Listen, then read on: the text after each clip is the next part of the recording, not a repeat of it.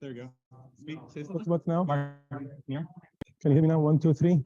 Can you hear me? No? What about this one?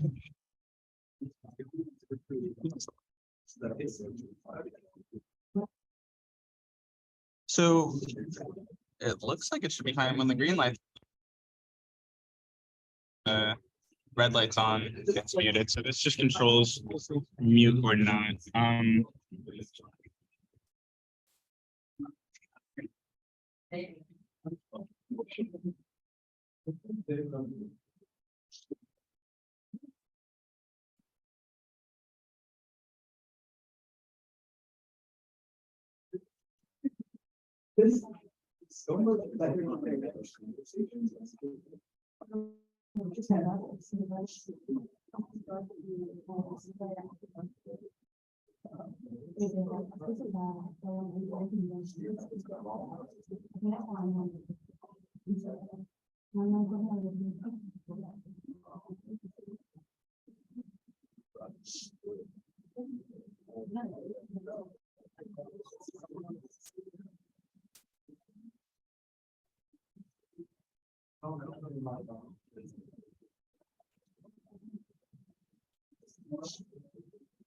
Shall I unmute myself at the start and then while you're figuring it out?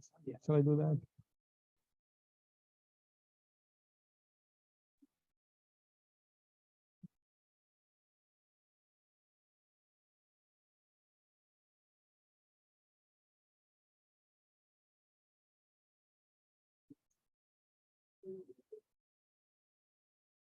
Okay, good morning.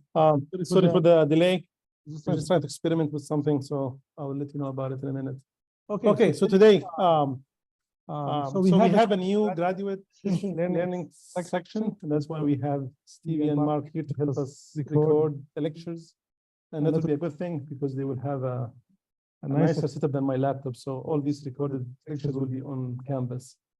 And I have shared with you the Zoom links on the calendar. So hopefully things will work out. We have a little bit technical audio difficulty, but they were trying to figure it out. Now, for the distance learning students, they will be treated the same way as the graduate students in this course. Due dates are the same, everything is the same. I will be more understanding of their full-time job requirements. Other than that, this is the same deadlines as the graduate students. Okay. So I received a question after last on Monday, and basically, what would be my ultimate goal from this course? And then there are really many things, but at the end of the day, I really believe that you cannot teach you everything in 16 weeks. So we'll teach you certain pointers where you can go by yourself and figure out how to advance and learn more. But I want to give you some kind of early pointers to figure out where to look for answers or solutions. Either you, but shall I mute myself? I'm reading your stuff real quick.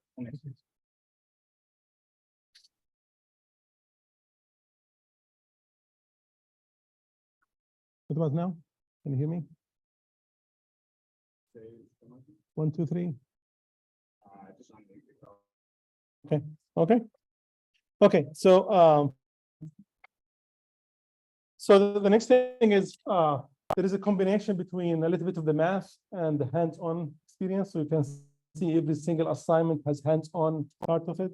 That's basically just to prepare you for either job interviews, your capstone projects, your research, you're doing research, and so on, and job interviews. So you can really speak about what you learn in machine learning and beyond in this course. Definitely become familiar with the basic methods from machine learning perspective, and how you can really think about data-driven mathematics. What are the different problems, which really relates to the last bulletin here, which is about backpropagation, optimization, and gradients. And I really want to emphasize gradients in the second half of the semester. And then, of course, how you can really, one of the major things about machine learning, either you look at it from a computer science point of view, the courses in computer science, where you look at the model as just a box and then input and output in a very abstract fashion. I'd like kind of to really understand, think about what's really happening inside. And when you deploy that model to a real life problem, you need to think about what are the different constraints.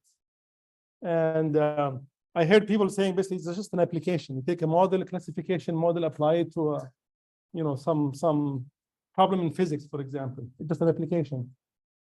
Believe me, it's much more than that. It's very, very hard to take just a classification model done on an ImageNet or a computer vision problem and fit it to a new problem. There's quite a bit of different constraints. Not only challenging, but there are many opportunities. And that's basically where many of my students who finish their PhD, their thesis is really at that intersection. What are the opportunities? It really gives a feedback into the optimization itself to change the optimization to fit this new problem and give them a new mathematical direction. So those are the things I want to talk about, or I'd like to achieve at least in this course. Any questions? Before I jump into classification, I want to spend time finishing up the slide from last time. Not everything, just I want to pinpoint certain things. Okay. Okay. I really want you to keep this in mind. We will revisit this quite often as we progress in the semester. I'm trying to get to the last deep learning as soon as possible in March, and we'll get there but after the second exam. Okay, so there is the experience, there is the task, and there is the performance measure. And we'll spend quite a bit of time on T&P. Basically, what is the task, classification, regression, clustering, as well as how you really measure performance, because it really makes a difference. And I'm emphasizing this because if you just read any article or any paper, and then they say, okay, with accuracy, achieve this much. There is more to the story than just accuracy. There's a lot of other measurements that you have to really keep in mind, especially when you are deploying machine learning in a real life application. The second thing I want to emphasize, and I will talk more in classification, the notation that we have. Right? So please keep at the end of the lectures slides, we will have a list of or a table of all our notations. So we are really consistent throughout the whole semester, because they are a little bit different from what you find online in other courses, like NG course, for example, FIFI course, and other Coursera courses. So I want to make sure that we really keep that in mind. And we'll revisit this notation quite repeatedly throughout the semester. So this is the data. Either this can be the raw data, right? Or it could be the features. So if it's the features, that's what we input to the model, then the size in here is P. So we have P features. And then usually we deal with a column vector, right? So in this case, we have P these features, and that's why we have transpose in here is a column vector. You will do quite a bit of vectorization in the assignments, meaning that you have to decide on how you really want to vectorize your data. So for example, if I'm taking my window as 2 by 2 for this gray image, then I want to vectorize it into, I'm telling you, my feature dimension is 4. Then basically one way to do it, start from the upper left to the upper right, and then lower left, lower right. So this is feature 1, 2, 3, and 4. They map into 1, 2, 3, and 4. Right? So this is vectorization, and we'll be doing that quite a bit of this throughout the semester. Tasks basically is really at the end of the day, if you are really doing a prediction, then you're really predicting a value, or you're predicting some kind of a function from data. So in this case, we have a regression where you're really trying to fit a line into this data in here. That's a linear problem. Or you are doing classification. Classification, literally, we are really trying to let the machine learning tell us exactly where that border or boundary between these two classes, right? This boundary. And in that decision, say, does really this data sample, it could be raw data, it could be a feature, right? But in this simplistic two-dimensional or plane space, does really belong to this side of the boundary or to the other side of the boundary, right? And we will talk about the support vectors, which are really very critical data samples around the boundary in here. And we'll talk more about this later on in the semester. Okay, I'll skip these. Yes, I have 2 cheat sheets, linear algebra one, I think it's 4 pages on, you can find it on Canvas, on the course content, and it's really as a reference there. It goes even beyond what we will need from linear algebra, but it's really important to just to keep in mind that you need to look at that every single time you are working on a problem for the homework. But in general, we have our notation here. We have our vector in here as a column vector. It could be a row vector as well. Our data, when we input them as column vectors, our matrix is dimension capital M times capital N. So we have the first column, dimension capital M, the next column, dimension capital M, the first row, dimension of capital N, and so on. Now, we will see this quite a bit. We will map this image, right? So this is a color image. It's of dimension 32 by 32, but there's red, green, and blue. So we have 3 channels. So what is the dimension? What the real values is 32 times 32 times 3, right? So now when we are really mapping it in here, we are mapping it into a certain vector. And then we can say, I will take the first pixel, that will be the first element here, then over the next to it, and then I'm doing a scan row-wise. Then I'm building this whole column vector of dimension 32 by 32 by 3, right? And then dimension is really 1 because it's a column vector. And now I have my weights. Basically, these are W times X plus some bias B equal to some prediction Y. So we'll really revisit this equation quite a bit until you really get fed up with it. So now what we're really trying to do in a very simplistic fashion, you have your data, you are trying to come with the weights in here, the weights that will map this data into a two numbers.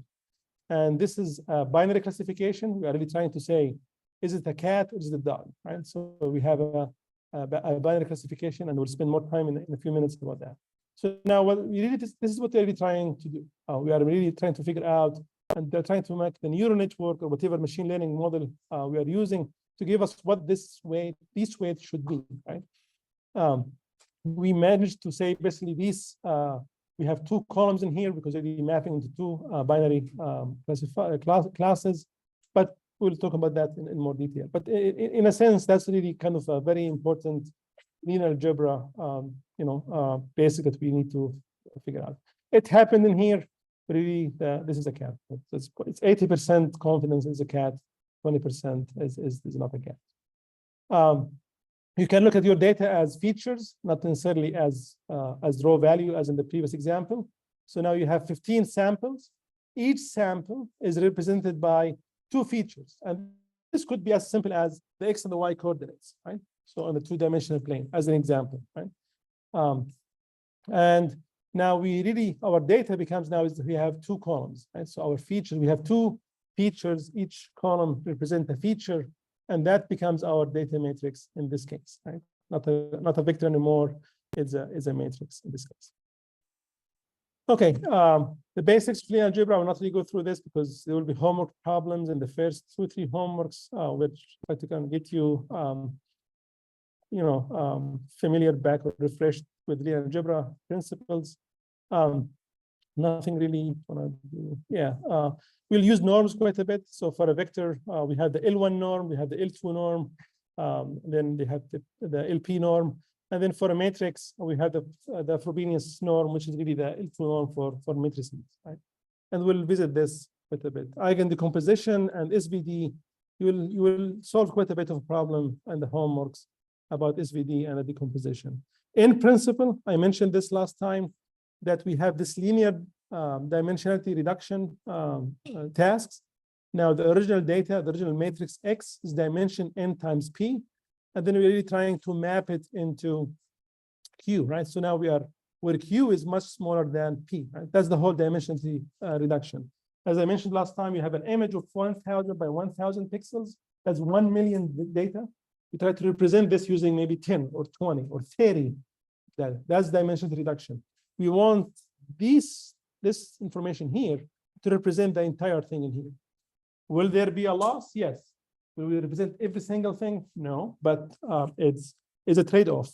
And we'll spend quite a bit of time looking at this throughout the semester from a dimensionality reduction point of view. But the very basic that we learned in linear algebra is SVD, and you will have a homework problem on this in the second homework, I believe. Probabilities, we'll spend also some time in the homeworks about these, but the major things we'll spend time on, these ones. So we'll look at Bernoulli distribution, and if you remember the distribution, you have basically probability of x equal to 1 is a q, then probability of x equal to 0 is 1 minus q, and then is really governed by this distribution.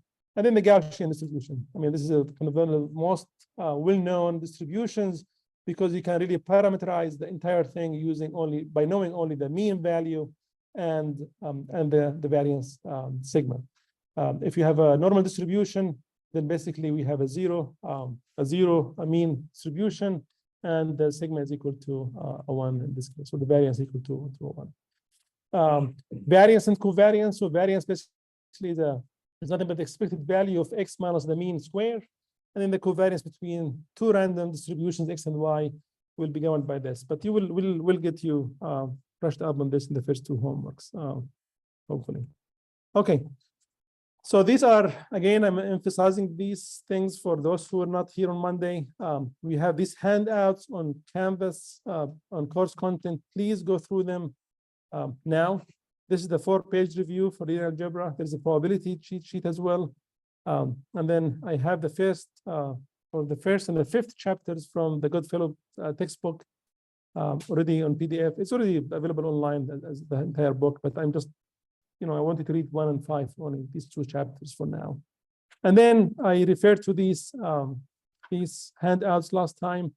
The second one is really very important for students who haven't done linear algebra in a long time. And we have a couple of them in the graduate class. If you really want to brush up, do it now before we get very, very busy with the homeworks. And we plan to have the first homework posted by Monday.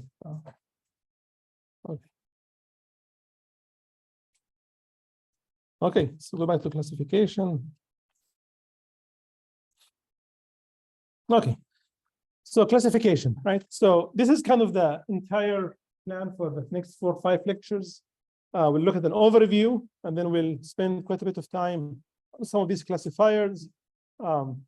We have the nearest neighbor, the naive Bayes, the I will just mention this. I will not really discuss this in more detail as I need to. We'll save some time, and then we'll talk about SVM and ANM. SVM and regression will show up again in regression. So hopefully by that time things will become a little bit easy. Okay, the overview. So let's look at what the classification problem is, what is the prediction part of the classification, and what are the different types. So this is just an introduction to classification, right? So as the name says, classification means that you have a certain number of data inputs. We have these images. So the 1 million images, trillion images, doesn't matter, 5 images. And then you want to map them, you want to label each one of them as one of these 10 classes. So these are the classes, these are the Y's, the input of the X, and we're going to keep that notation in mind throughout the semester. So the data is an X, right? And when I have it as capital X, that means basically this is a matrix, right? And then the output is really Y with a bold face, and here that means it's a vector, right? So that's basically the output. So now what I will have is an output. If I have this image in here, for example, then I will have an associated Y hat, my prediction of the class. It will be a vector of these 10 values. And then now one of them basically will be 1, the rest will be 0. And this is kind of what the ultimate goal, right? That means if 1 in here, it means it's an airplane. If 1 in here is dark. But usually we don't have it as clean cut as 1 and 0. We'll have it as a distribution. So maybe we'll have it here, 0.65 is like 0.2, 0.05, and then maybe some of these like 0.01, 0.02, and so on. We say, okay, this is the max. We take the max as our class, and then that's our class with this image.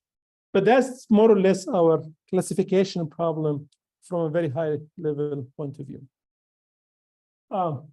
There are really many different applications for classification, and having many distinct applications from drug design to face recognition, scan detection classification for the emails, and so on. So and NLP applications. So That's where you have to map your problem to become a classification problem. Classification is one of the easiest application in machine learning, and we'll see why later on. We will spend the next 12 lectures on these three applications: classification, regression, and clustering.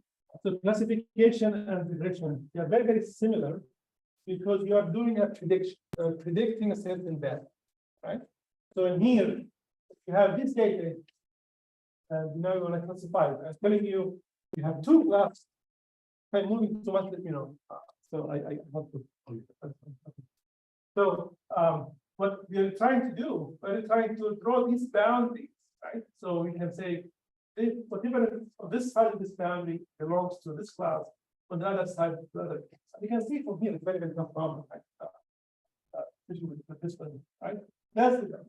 For a binary classification of this sort, like this is, I can see that this all would need to just a linear classifier will do the job, right? So it's very easy to do. Nevertheless, we are doing a prediction of basically what will be this linear model or nonlinear model. Right? Could be linear, could be nonlinear. That's our prediction. Same thing for regression. We're trying to predict or fit a line, could be a linear one, a linear model, or nonlinear model into our data. Again, we're doing a prediction.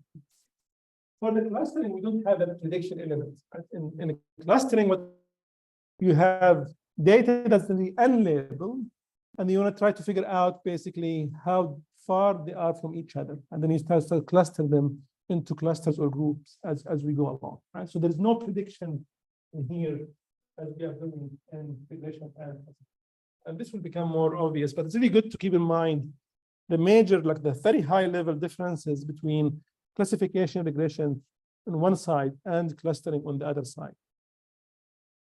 So terminology, we'll spend the next few minutes talking about what we mean by samples, features, feature vector, feature extraction, target class, and so on. And you will deal with this data, the very simple iris data set in the first 2 or 3 homeworks easily. Okay.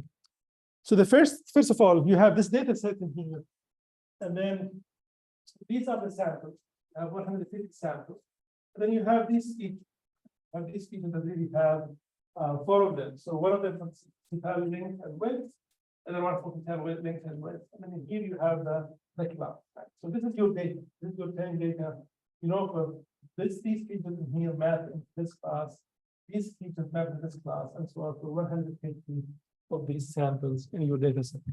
So now a sample basically, a sample is just one row in here as a sample data. You can see this as from, could be as a CSV file, could be as, it depends on how it's really done. So there's the data loaders.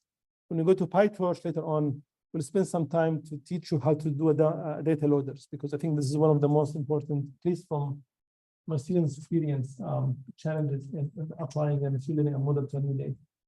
Okay, so basically that's a sample. And now we have features, and that's basically a set of features. You could calculate these by hand or you need to calculate them using machine learning or some other ways. Right?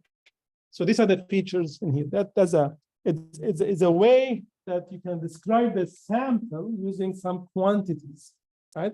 That's basically the main idea behind a feature. And now you need to put the features into a feature vector. As I mentioned before, to vectorize our data. So the features should really be in a feature vector in here. And now your sample is really represented by a feature vector. That becomes your sample, right? That's one. It could be your features are the raw data. For example, if it's an image, then a pixel value, the intensity value. That could be my feature. Why not? Right? But usually we want to do a better job than that.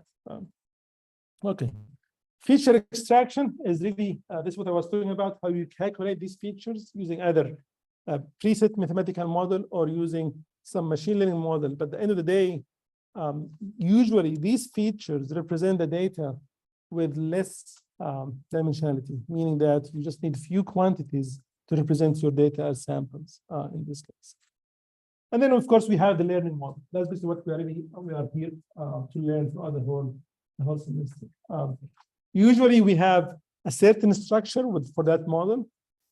We can simplify it to be just a set of weights and biases that we really calculate that describe our model. But we need to calculate these weights and biases using our training data. And that's basically what our model. Once you have the model, then it's very simple. We call it the inference stage. Whenever you have a new sample, you apply it. It's just a matter of, is a weighting and then adding. And then just becomes, it's really nothing but multiplication and addition, and then you have it in real time. But to get the weights and the biases, the training is time consuming component. And of course, we had a training. How can we train the model? That's actually another, is really, it has a set of kind of engineering, science skill sets, but also there's an art to it. Because as you are training, you start to figure things out. You have to really watch it, sit next to it, look at how the thing's progressing. And once we get to the PyTorch side of things, then we will have some couple of homework problems to show you how you do that. Okay, you remember the 3 rules, like the AI that I showed you at the very beginning, like like rule-based, and then we have the features. So this is the one for classification, and I'm not sure about rule generation, but at least my first programming course was called Trans 77.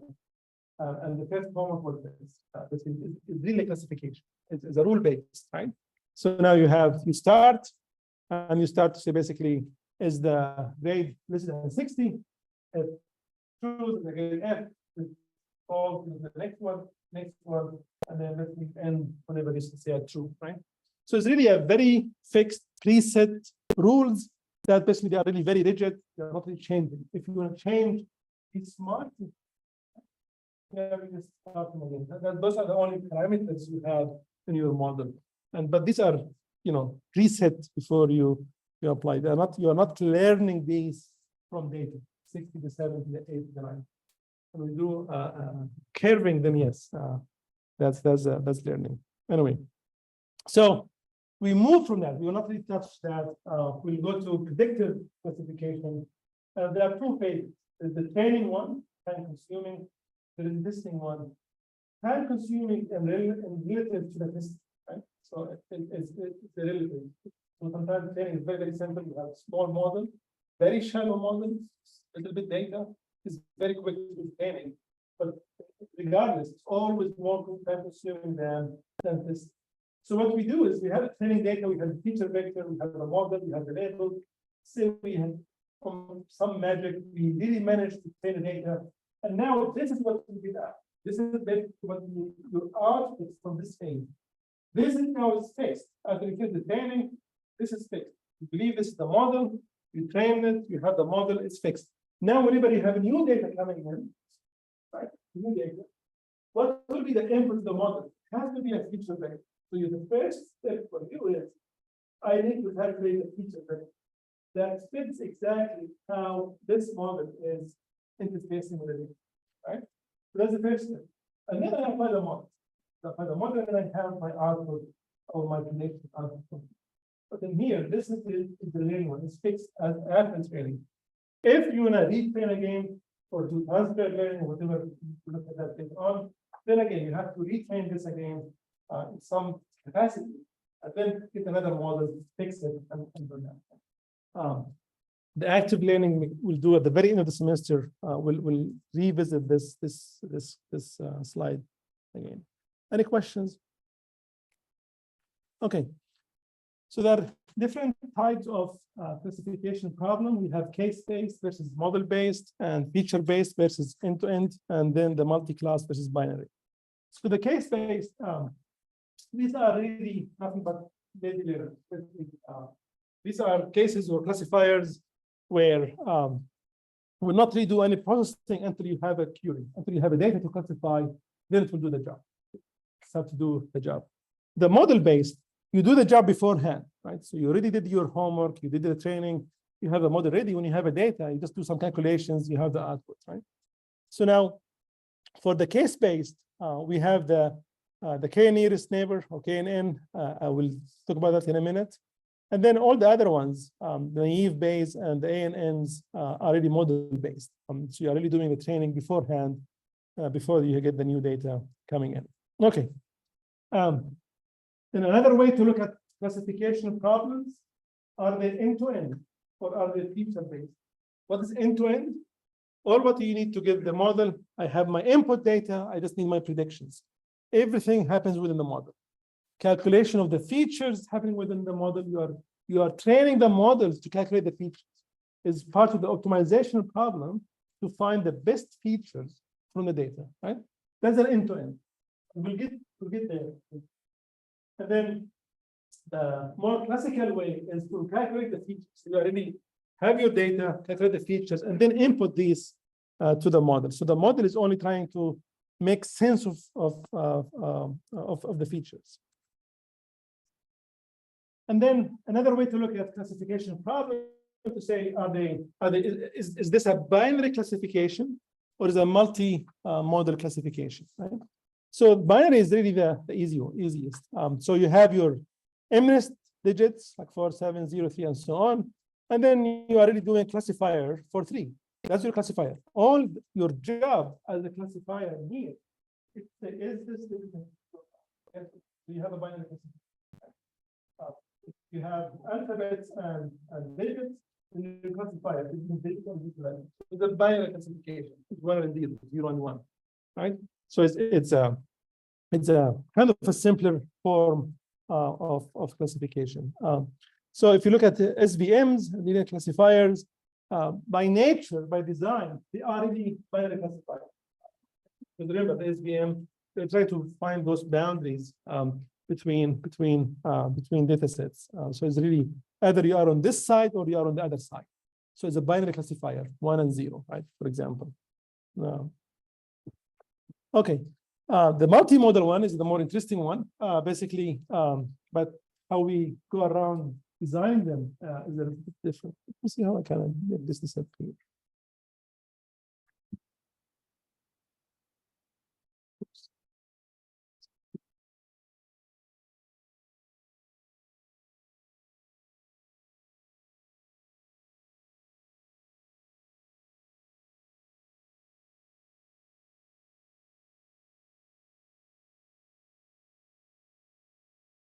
Much better. Okay. So the multi-model or multi-model classification, where you have more than one class of the output. So for example, you have your digits, but now you want to create multi-class, right? So you have 10 classes from 0 to 9. And now how we go around doing that? That especially becomes a question later on when we talk about these classifiers. Okay. So now so this example in here, this is a kind of real life example where you have an image. This is what I started the classification with. And now you want to say, these are the number of classes and the classes themselves are preset. We already predefine what these classes are, right? So in this case, we have a house, tree, beach, cloud, mountain, animal, right? I'd like to say, does this every image belong to a house class, or a tree class, or a beach class? You can see I have 1, 1, 0, 1, 0, 0 in this case. That's our output or prediction in this case, what we'd like to get out from this. Now, this was just, I want to mention it now. This is one of the problems with machine learning because you are enforcing the model to only look at these, right? But maybe none of them exist, right? So now what happens? Or maybe something else exists. That's the robustness element I mentioned last time. And we'll look at this at the end of the semester, how we can go around fixing that, basically telling the machine to empower it to say, I don't know, right? So I cannot make a decision. But you can see from here, we are already enforcing it to make a decision, which is by nature, that's how we are really designing our machine learning models, which is an inherited problem. As before, it cannot be, not necessarily it has to be clean cut 1 and 0, but could be something like a distribution, right? So now from here, we say that 92% is a house, 89 is a tree, 6% is a beach, and so on, right? So now there is, and this is where confidence and certainty comes into play, right? Because now I'm saying I'm more confident in the cloud, I can say that. may be covering tree, but I'm much less covering the mountain and animal components. But it becomes even more serious if it's 30%. What does that mean? Right? If this is 0.30 or this is 0.70, so do I trust that, or what do I do with that? So those are the things we will be looking at, understanding what the model is trying to do. Here are the classifiers. These are selected ones. We will cover the nearest neighbor, ANNs, SVMs, naive Bayes, and logistic regression. We will not talk about decision tree, but these are not the only classifiers out there. But these are the ones we'll cover in this course. To start with, we'll talk about the K nearest neighbor, and basically we'll look at the overview algorithm and then the distance metric, which is the most important component in K nearest neighbor. Any questions so far? So you know what classification is? Okay. Look. Let's look at this problem. I read the text there, but I have this data. I have these cases. Basically, say a banker is looking at loans, and then the banker is equipped or tasked, saying, "Shall I approve a certain request for a loan or not?" This is the data the banker has. I have the case number. I have the age of the individual on these mortgages. This is the amount of the loan, and then this is the default. This one he defaulted, this one is not default, right? So this is the data the banker has. And now, what we could do, we could really map this data. So what are the information we have? We have the age, right? And we have the loan. So if we single sample, I have 11 samples, I have 2 features, right? We have here I have a class, right? So this is a binary classification problem. It's a binary classification, default or no default, and I have 2 features, age and loan. Right? Now, if I draw this simple 2-dimensional, I can really draw it on a plane. I have age in the x-axis, I have loan amount in the y-axis, and then I have these data points, and then I have color coding. The blue one is no default, and the red one with orange is the default one, right? So this is my data, right? This is the existing data. Now I have a new individual applying for a loan, right? And put the question mark, and happen to be very young, late 40s, and then the amount is 150,000. So now the question is, will this default or not? That will be the decision. Basically, I have to make. If they will default, then I will not give them the loan. If not, then I will give them, right? So the nearest neighbor, I'm looking at the neighbors, right? What are the nearest neighbors to this data sample? Right? It's very simple here. This one, this one, this one, this one, and maybe this one, but maybe not. Depends on what kind of distance you are using, what kind of mathematical equation you use for the distance. You may ignore this. But the other parameter is how many neighbors? Am I looking at one neighbor, right? That's where the K is coming from, the K and N. And N for nearest neighbor, but the K is how many neighbors. If I'm looking at only one, that's very simple, right? If I'm just looking at the nearest one, then this is what different. If this is the nearest one, then it's default, right? If I have K is equal to 4, I have these 4 here, then I have to do what? Average, right? I look at the average or just count which one has higher default or not. If I use K at 11, then I'm using everything, right? So now I'm using everything here. This becomes extremely difficult and biased, right? Why? Because why would I care about this one, right? Equally as this one. This one is closer to, right? So I want to keep this, that number K is a parameter. By default, is between 3 and 10, more or less. 3 and 10, 3 to 10. You don't want it to be 1 and 2 because that would be extremely biased. You don't want it to be really very large because you have to look at irrelevant information, right? It becomes really no confidence in that data. So this is more or less what the K means. So the main thing, what K is, and how do you calculate the distances are. But there is more to the story. So I'll skip basically some of the slide because I mentioned these already.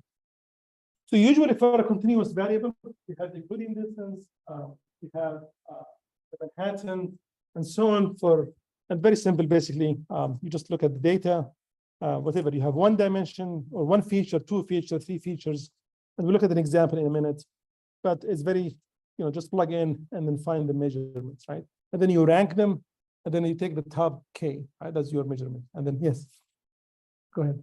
Have a question? Yeah. Oh, sorry. Is there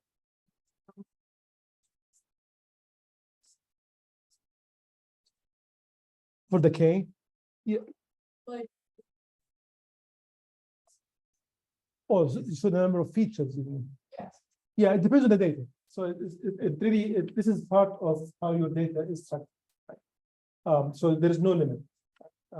But we'll see in a minute, there is an issue, and we'll look at that.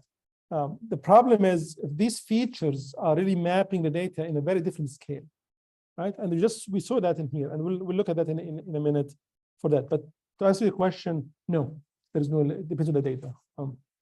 And if you have already categories in your data, so you use the time distance because you have a number, or what you are saying is this xi minus yi. If they are identical, this is 0, they are the same categories, right? If they are very far from each other, then they're different from each other, there is 1, right? In this case. Okay. I mentioned about choosing K. Sometimes I have animation, but this one is not. Okay. Okay, let's look at this problem here. Okay, so here's an example. I have the data, right? This is the data on the right-hand side. And now I have a new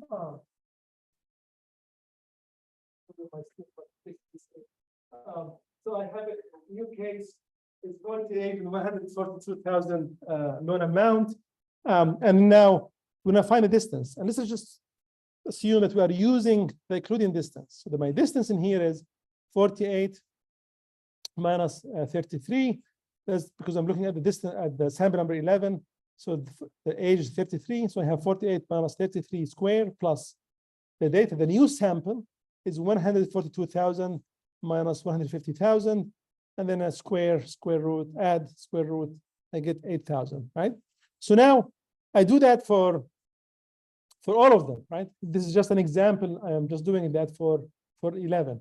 But you can do the same thing for all of them. So these are the distances. If you look at the last column, these are the Euclidean distances between this new sample and each one of those samples in my data. So it happened for the first sample, the distance is 102,000. And then the distance between the new sample and the second sample, 82,000, all the way to the sample number 11 in my data. The distance between that sample and the new sample is 8,000. So now if K equal to 1, I'm just looking at the nearest neighbor, just an individual neighbor, then basically the minimum one is this one, right? So this will be the neighbor, right? So I'll pick this one as this smallest one, and then this I will say yes, and this is the default is my classification is yes, the Y, right? That's my answer. Now, if I'm choosing K to be equal to 3, then what are the smallest or the samples with the smallest distance from this new sample? Will be number 11, and then the next one will be, I have it here, 11, 5, and 9. So the next one is what, 22,000, and then I have 9 as 42,000. So these will be my 3 samples. Yes.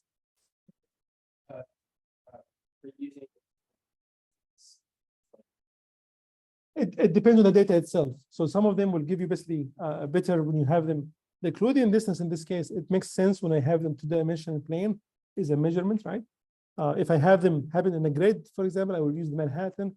So the problem itself will tell you basically which one you want to use. And then we will have, I think, second homework, I believe, where you try to do different ones for the same data, and you see basically how different they are from each other. Yes. Like if you're doing this problem and you realize age is really the only thing that matters, and the loan amount really has no influence on it, would it still work? Very, very good question. So the question is, I just want to repeat it here. Will this really work? When all features are equally important. Even now, and I will mention this in the next slide. Even now, look at this. Look at this. Distance is a measure, is a quantity, right? But look at the loan amount, gives you much higher weight for the A. Correct? So now, after kind of telling the model, the loan amount is more important than A. Right? It's really biased. The loan amount really, and biasing is by design, the loan amount, right? So the number of people are Almost on accident. Creating exactly. So that's exactly where what you just mentioned, that problem exists in every single machine learning problem that exists. Those biases. How can you reduce those biases? Right? You hear about basically biases in machine learning or AI, trust in machine learning. How can we really reduce those in machine learning? But here's a very good example that you point out. So now, in this case, I have 11 is a yes, 5 is a no, and then 9 is a yes. So basically, I have 2 Y's and 1 N. Then I will say basically it's a Y. My classification in this case is a Y. Yes. Does it mean that K has to be always an odd number, not even number? Because if it's even when it's split directly. Yes, that's another very good question. If it's is K should be an odd number in this for this specific example, yes. It will make it easier when you make a decision later on. Okay, here is basically exactly back to what you were talking about. This is the data that I got before, but now I realize that there's a bias in toward the loan because of the scale, right? What if I repeat the problem now, but I want to normalize my data? So I'll normalize my feature, and you'll see that is very. It becomes the practice in our, in our code. You will do normalization at certain stage in your input because you will be care to some extent. So you do normalization now, they are really within the same scale, right? And now you do repeat the calculation. And I look at the differences in the you notice in here. In here between these two, well, 8,000 and 78,000. Sample 11 and sample 10. But now we get 0.3777, 0.386. These two are not really that far from each other after I do normalization, right? But in here, they were really very far from, right? So this is the these are the things we will look at. So now 5, 9, 10, and 11, and 3, they become really very close to each other, not like before, right? That's basically kind of a good practice to do in this case. But you can see basically it all depends on the data and how really, the features are laying out. But it's always a good idea to keep in mind you wanna compare oranges to oranges and not to be biased. Right? It's a very challenging problem, machine learning. That's it. That's KNN. Any question about KNN? Okay. Remember, choosing K, choice of K, and choice of distance measure. Yes. This one, basically, for each one of them, just basically this is within each K, the minimum divided by the max plus the minimum. Yeah. Question? Yes. Learning variation stuff is what you have. Important variable, but third importance. So let me repeat the question to make sure I understand it. So there is an inherited bias in the data that you know already that should be there, right? Is that what you're asking? Or no? If you want to specifically attach apply that I see. pre-process.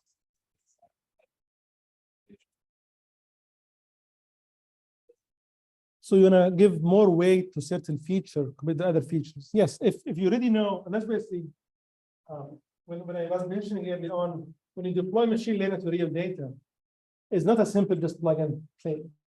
If you know certain things about the data itself, you have to use that knowledge in adapting your model. And one of them is, yes, if you already know that a certain feature is much more important than other features, then you have to add weight to those features, right? To those features, and that's just where you can add a weight, right? So in the including distance, you can add a weight there. Now, what that weight will be is the same as K, right? Is a trial and error in the K and then when you go to a neural network, you try to make the neural network itself learn that bias, right? Or that importance, not bias, that importance. Okay, so naive Bayes. So Bayes, if you remember your probability course, Bayes rule, right? So use that, and then we'll know why we call it naive. Okay. So we use this integration as well. One of the key limitations or something important thing about naive Bayes is this: that all my features are equally important. So that's back to your question. So now, this is a big limitation in naive Bayes. That's why we call it naive. Right? It has this assumption, but we know in real life we don't really have the features independent of each other, right? Right. So obviously, there's already a bias, right, between the age and the loan, right? Amount. I mean, definitely, you can expect when somebody is really older, then loan amount will be larger. There's already a relationship between the two. Nevertheless, in naive Bayes, we assume basically these are equally important, and also they are independent. So this what makes this a naive approach. The good thing, it requirement-wise for computational power is really very little. And then we will learn basically how we set this up. Let's assume this, we have this example. For example, I have a weather forecasting here, and then I have a decision to let the kids go play or not, right? Yes or no. Right? Now, there are three major steps in doing naive. First one, and I'm really underlining the key words in here. I want to create a frequency table. In the second step, I want to create a likelihood table. And then what I'm really after is to calculate the posterior probability. So I use frequency table, create the likelihood tables of quantities of the priors. And then I want to get to my target, which is a posterior probability. Okay. So the first thing is I want to create the frequency table. Right? So now I have three weather conditions: overcast, rain, and sunny. Then I have output of plain, no plain, or yes for the plain. And then this is my frequency table. If you go to the table, there is no plain when the overcast is 0. 4 times when the overcast is plain, yes. Then for raining, 2 for play, yes, and then 3 for no, and so on. And then just sum these things, you sum them together. And now you start to look at these probabilities. Right? What's the probability of rain? What's the probability of rain? So I have 5 out of the 14. What's the probability of yes? I have 9 out of the 14. What's the probability for a no? I have 5 out of 14. This is a frequency table. Now, what's the probability of raining? Because yes, right? So raining, yes, we have 2 of them here, divided by 9. Why? Because I have 9 of them.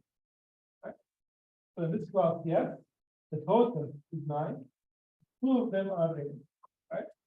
The probability of raining and no, so the total class for no is 5. Right? 5. 3 of them are for rain. Right? So this is the probability of raining when for class no. Good. Okay. So now we'll move on. I have it on the upper right corner, the frequency. I want to calculate the second step, which is the likelihood table. Right? So in the likelihood tables in here, I'm looking at total. Okay. So the first thing, terminology-wise, I have likelihood, I have the prior probability, and then I have the marginal likelihood. This is nothing but the idealization for the first example. So the first one is the likelihood, right? The likelihood in here, I'm looking at the probability of an overcast for a class of this, right? Right? Basically, an overcast for a class of this. So I take this quantity here, divide by this one, right? The 14 and 14 are constant will cancel out, so I have 4/9, right? So these are my likelihood in this case, was the probability of my feature in a class. Okay, the probability of feature in a class. And then I have my prior probability.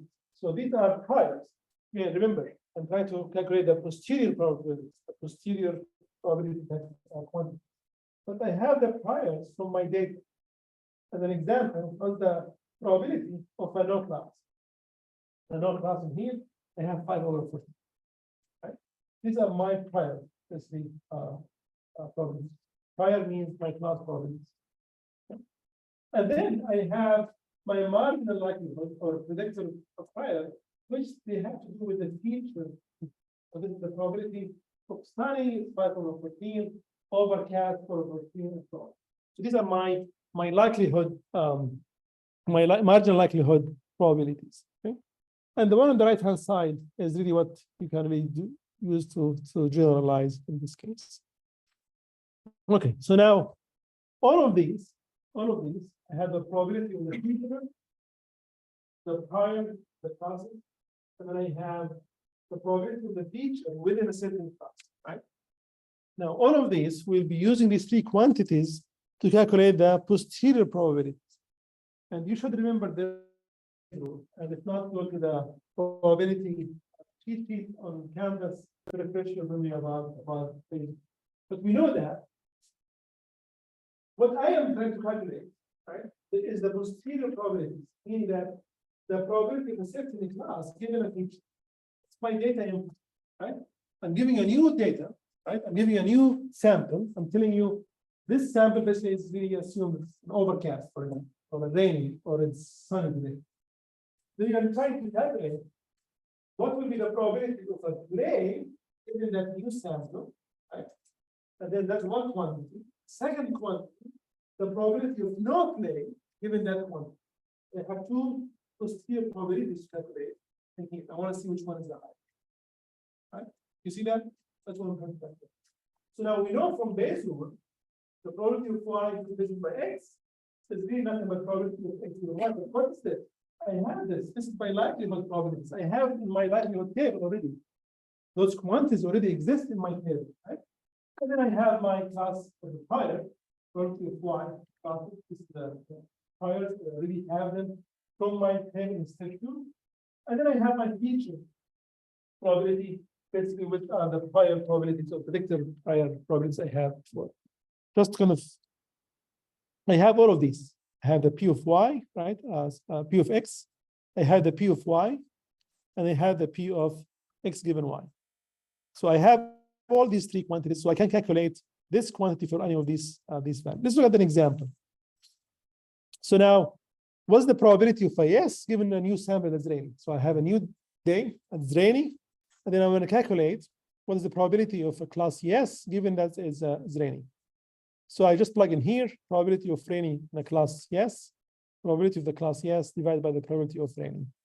I go to my tables, and then probability of raining given yes is 2/9. From yeah, you can calculate from here. What is this one? This quantity divided by this quantity. That's 2/9. So I have it. Oopsie, 2/9. Same thing. Probability of a yes is 9/14, which I have it here. And then the probability of an x, which is probability of raining in this case, which is 5/14, which I have it in here. Right? So I have all these numbers in here, and then that will be 40% or 0.40. Right? I'm not done yet. I need to. For this sample, I have two classes, so I need to calculate two posterior probability values, one for the yes, one for the no. And you can imagine if you have more than two classes, then I have to do the same calculations for all these classes, right? So the probability of a no class for this rainy day, then the same thing, I just plug in here, probability of rainy no, probability of no class, and probability of rainy as a feature. I do the calculations in here on the numbers from the tables in the second step. And then I got to basically to be 60% or 0.6 in this case, right? So now I'm comparing 40% to 60%, right? So that means what this is telling me that any base rule is telling me this would be an open, right? Given the data that I have, right? Any question about these calculations? Okay. Yes. So is the opposite one always like 1 minus Yes, this is base rule. Yes. I'm looking at. They are independent, right? They are independent data variables. Okay. Now we'll scale this a little bit little bit more, and I literally have two people. Right? I have the weather, but now I have the wind. Right? And for the wind, I have weak, strong, and moderate. Right? So I have now two frequency tables, right? So I create what this is where the naive comes into the picture. We do the same process as if I'm really dealing with two problems at the same time, right? So I create a frequency table for the weather forecast, the weather condition, and then another frequency table for the wind conditions, right? And it's same way as before for my data, I really calculate this stuff, right? Same way I use these tables to calculate or to create the likelihood tables. But now, when you look at the base rule, right? Imagine that I'm telling you that it's sunny and moderate, and you want to calculate the posterior probabilities when I have sunny and moderate day. So that means I am looking at the probability of a class yes for the play, given it's sunny and moderate. I just plug into my base rule. That's the probability of sunny and moderate given a yes, and probability of the class yes divided by the probability of sunny and moderate. Basically, the naive is basically looking at as these are conditionally independent variables. So that means probability of x1 and x2, which happens in this case to be sunny and moderate, given y. Basically, these are independent. And we know that basically it's not true in many real life applications, but it's naive ways to do it for now. So this is equal to probability of x1 given y times probability of x2 given y. That's what independent, that's what the independence, making things much easier calculating y, but we're really sacrificing the accuracy of our results because of that not naive way of doing things. So if that's the case, then I'm looking at this quantity in here becomes a product of probability of sunny given yes times the probability of moderate given a yes, and then the rest is the same. Usually, and you will see this in the homework codes, the denominator is the same, doesn't matter where you are, right? So when you convert it to a number, what we care about the numerator, right? In many cases, just ignore it. But if you want to be mathematically correct, you want to keep those calculations.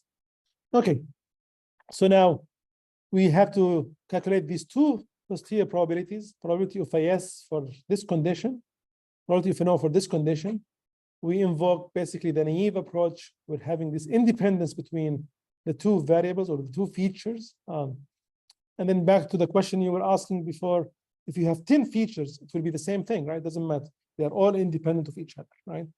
And then we do the calculations. Each one of these quantities is coming from its own table. So this one coming from this table, this one is coming from this table.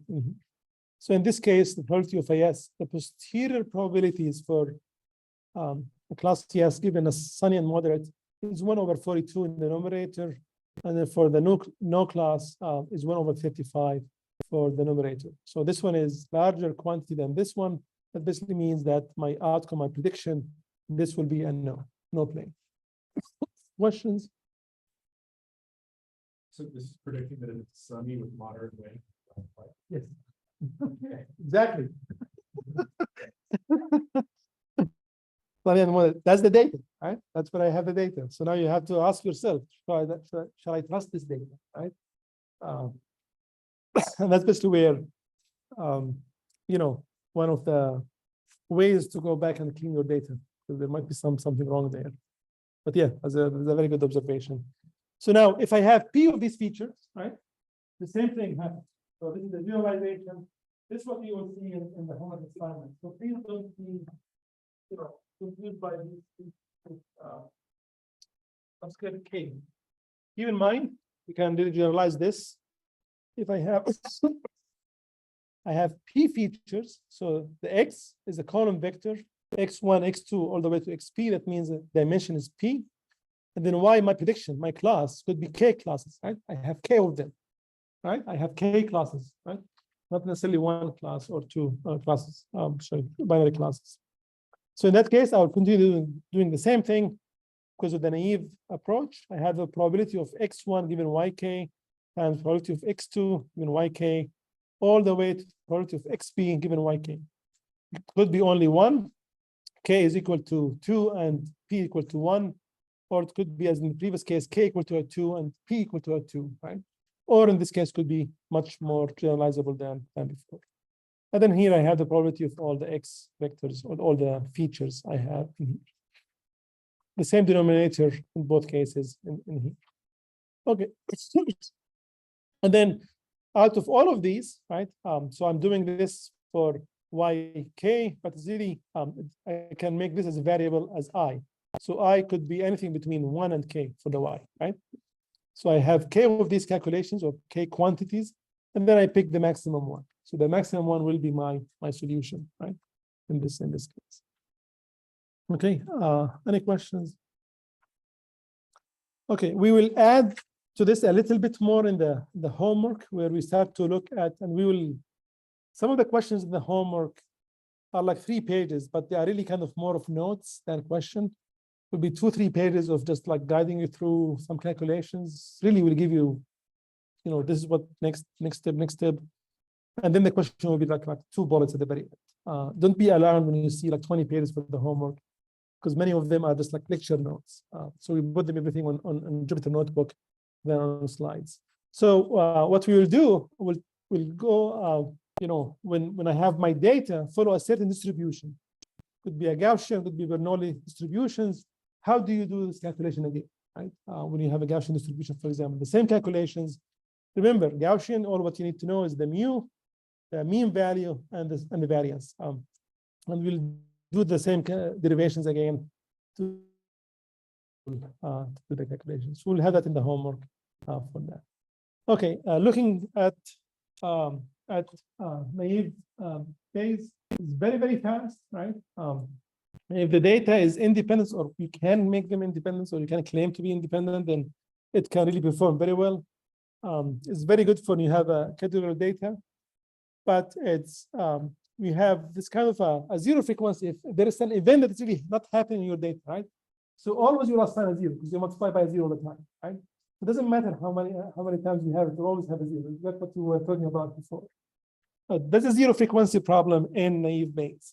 So what people usually do is try to accommodate for that and just have some kind of made up data to get rid of the 0, right?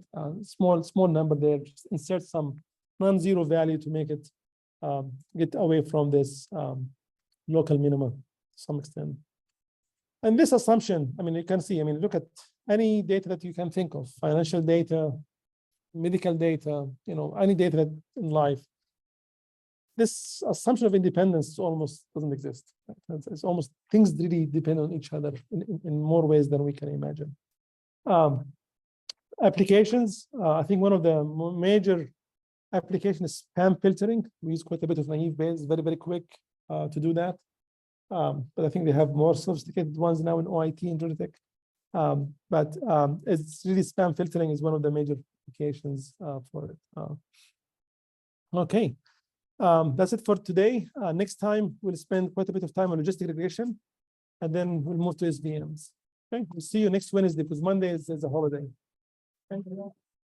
Okay.